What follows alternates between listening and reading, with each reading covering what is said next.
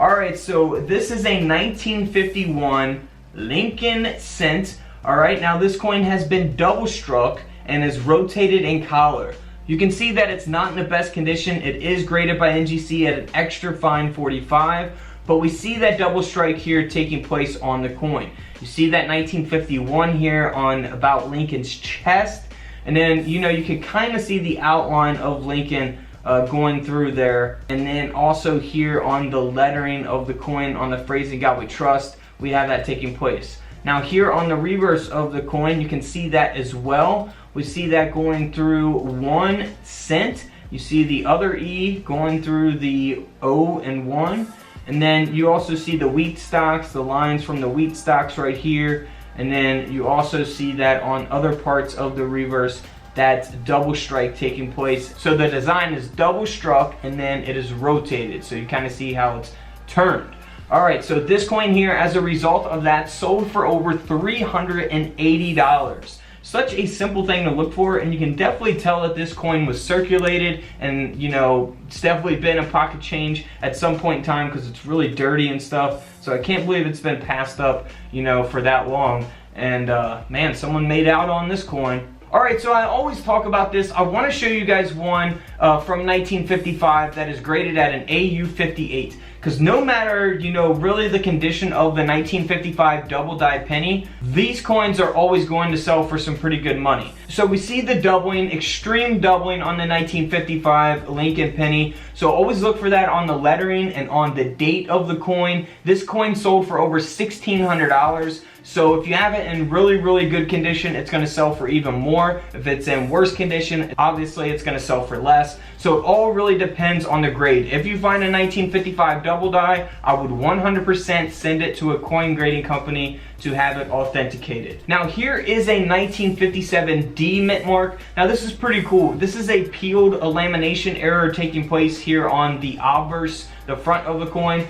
And you can look for this on a lot of different coins. Lamination errors happen on many different coins. So not just, the 1957 penny, but there's tons of, different types of looking laminations out there. So always be on the lookout for strange things like this, because this coin sold for over $110. Not too bad for a 1 cent coin. All right, next up for this Lincoln penny, this is a 1957 wheat penny. And it's been double struck and rotated in collar, similar to the first coin that we looked at. But this one is really difficult to, notice unless you're really probably looking at it underneath a microscope or so. So you can see that there going through the eye, the head of Lincoln, and then on the lettering. And then we also see the lines going through Lincoln's chest there and side shoulder up to his neck. So that is taking place. You can see that this coin has definitely been circulated as well, and this coin sold for over $240. Not too bad there. Moving on to a 1964 double die reverse. Now this coin looks pretty normal. It is graded at a red brown, a mint state 64 red brown. So there's red, brown, and brown pennies. I have a whole video explaining that on my channel, the difference of those. And here's some images of doubling on a 1964 penny, so you can kind of see examples of what that doubling looks like. And as a result of that double die reverse, this penny here sold for over $65. So nothing too crazy, but still a $65 coin. Alright, now the famous 1969 Lincoln cent. Alright, now this coin is graded at an AU 53, and it's got that double die obverse. It looks like it's in terrible condition, right? But this penny sold for over $12,000. So always look for that doubling on the lettering and the date. Same as the 1955. Those are super, super rare coins. The 1969 S double die and the 1955 double die. So man, always be on the lookout for those. Those are going to sell no matter what. And like I say, in better condition, it can even sell for more money. Alright, so next up is a 1971 Denver minted Lincoln penny. Now we see here on one side, looks pretty normal, not too much that you would think of. And this has a reverse brockage. We see here on the other side that there's no reverse design. We have the front, the obverse design here, backwards on this coin. And this coin sold for over $2,200, a $2,200 penny.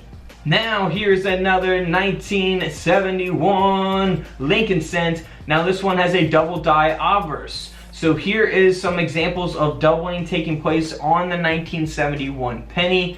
So you always want to look for that doubling on your coins with your USB coin microscopes. I have those available on couchcollectibles.com, by the way. This coin here is graded at a mint state 63 red brown. And this penny sold for over $180. So always keep an eye out for that doubling. Now here is another famous one. I want to show you guys some not so great condition coins in this video. Some of them are, you know, high mint state, but this coin here is a 1972 double die obverse. You can see that it's got damage, environmental damage in this case, but it does have the doubling on the lettering and on the date. Very extreme doubling there. Because of that, this coin sold for over $180, even in that condition. Now, had this been a mint state grade, this coin would sell for thousands. So the condition always matters when determining an end value on your coins. Now, here is the 1976 Lincoln cent.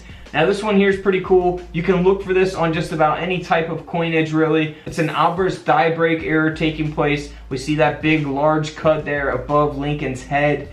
Really awesome, man. And then here on the reverse, you will see that on the other side where it's going to be faded out because of that mint error taking place on the coin. So this coin here sold for a little over $100. Not too bad for a 1 cent coin. Now this 1980 penny here has a double die obverse. So here's some examples of doubling taking place here on the front of the Lincoln cent from 1980. It is graded at a mint state 62 brown. And because of that mint error, this coin sold for a little over $130. So if you got one in worse condition, may not sell for as much, or one in better could sell for more. Now here's a 1982, love talking about the 1982 pennies, but in this case it is a indent error taking place here on the front of the coin. So pretty noticeable, you know, don't need to really explain much on that one. You don't see nothing here on the reverse. This coin sold for over $75. Now here is a 1983 Lincoln cent. And it is graded at a mint state 62 red brown, and it's got a double die reverse. So here are some examples of doubling taking place on the reverse of the 1983 Lincoln cent. So always look for the doubling there on the back of the coin.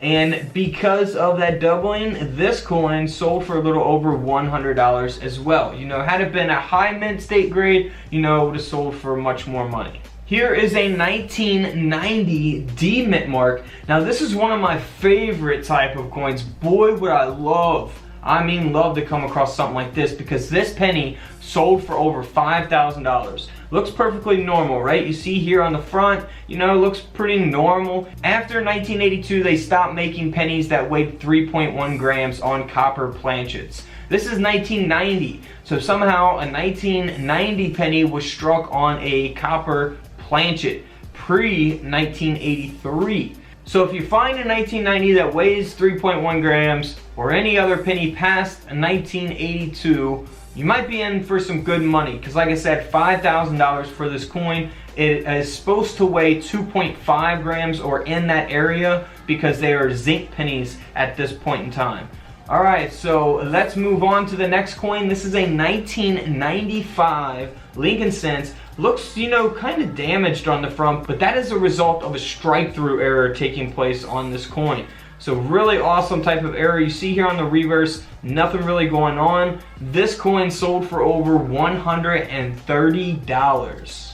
Guys, if you want me to do some thrifting videos of when I go to the thrift store, buy stuff and flip it on eBay and show you guys, you know, how much profit I make on those, let me know in the comments below. Alright guys, you know what to do. Don't forget to subscribe in the middle. Check out the videos to the left of me. And until tomorrow, I will see you guys in the comment section below. This is Couch Collectibles and this is where I disappear.